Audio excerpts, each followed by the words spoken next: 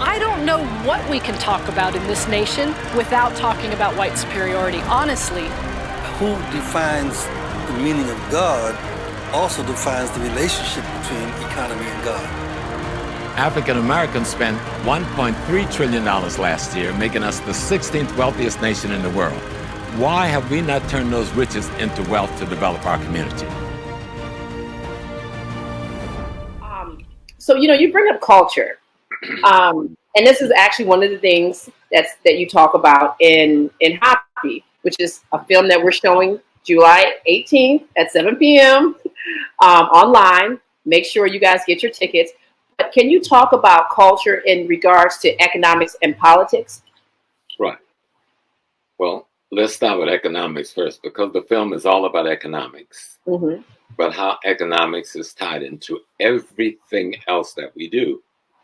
So economics is what you do with the wealth in your environment and your ecology. So if we were in Ghana, for instance, the primary economic instrument would be gold, diamond, cocoa, manganese, bauxite, right? So we would extract it from the earth and sell it in the world's marketplace for something in return to build our communities, our hospitals, our schools, our roads, etc. And so if we were in ancient Kemet, HAPI, the river, HAPI, which is what we call the Nile. The enemy calls it the Nile. We call it HAPI.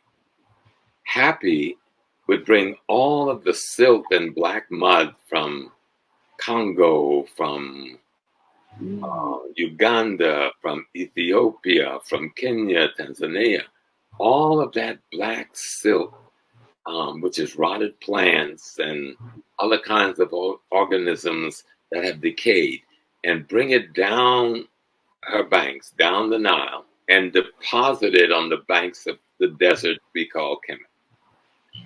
And in that deposit, we were able to plant so we can create linen, wheat, barley, all sorts of vegetable, papyrus, lotus, and other flower and plants.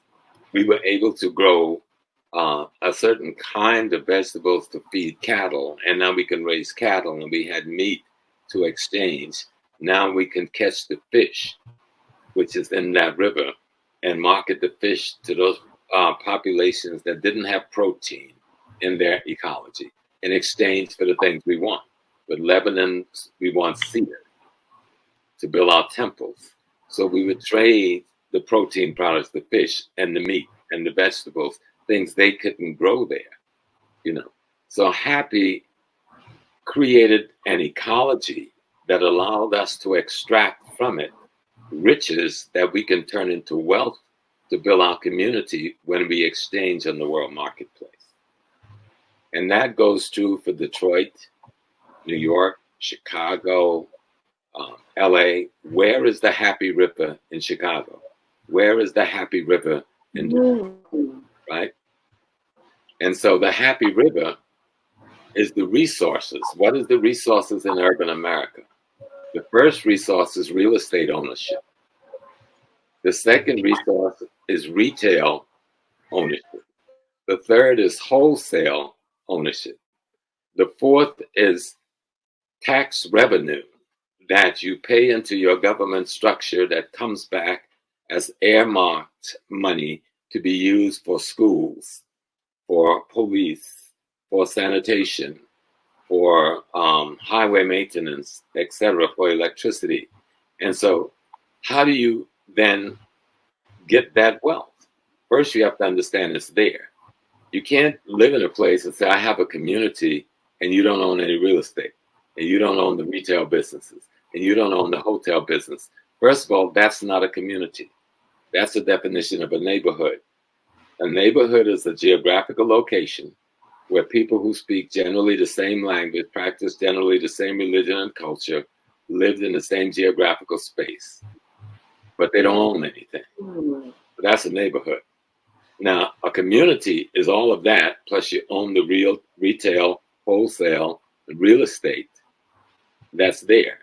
When you own those three things, you then are able to control the politics. See, the politics is what you create to manage your economics. Okay. Determine who goes to office, because you have the money now to finance them. You have the monies to promote them so that the people you want go there, and that's somebody that somebody else finances and promotes that won't serve you because you were not the one that put them there. And the reason that you want them into politics so they can make the laws and the rules and the regulations to govern how your economics behave so that everyone in the society can get some reward from it. Culture, which is the most important of the three, and the three must be married. Economic, politics, and culture must be married to one another. So we call economics the woman, and politics and culture the man. And that makes her polyandry because she's got two husbands. But the second husband, the role of culture, that's your educational system. Culture informs you of your purpose. It allows you to develop your self-worth, your self-value, and your self-esteem around understanding identity and lineage. Again, we go back to knowing history and knowing ancestry and being informed by your history and your ancestry. And so culture is your education system. You know, in ancient Kemet, we say they got all these great temples. Those were not temples. Those were places of learning. They were what we would call the first universities on that grand level in the world. But the culture itself is the university. Understand? The culture teaches you the ethic and the moral governance through principles and concepts and ideas that will inform how you form the character that behaves in the polity in order to manage the economy. So if you don't have a good, like if you don't have culture, then your wealth is. If you don't have culture, you'll be like the African American, the $1 trillion man and woman that's not in control of anything in their lives. Oh. Because we don't have a culture to govern our behavior on how we should manage and organize that $1 trillion. Dr. Claude Anderson said we need to learn how to aggregate that money so it don't just turn over in our hands one time and go to an enemy.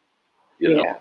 So we spend $1 trillion a year and we walk around complaining. The people who are 50 million strong, spending $1 trillion a year should be at zero unemployment if they control the real estate, the retail, and the wholesale institutions where they live.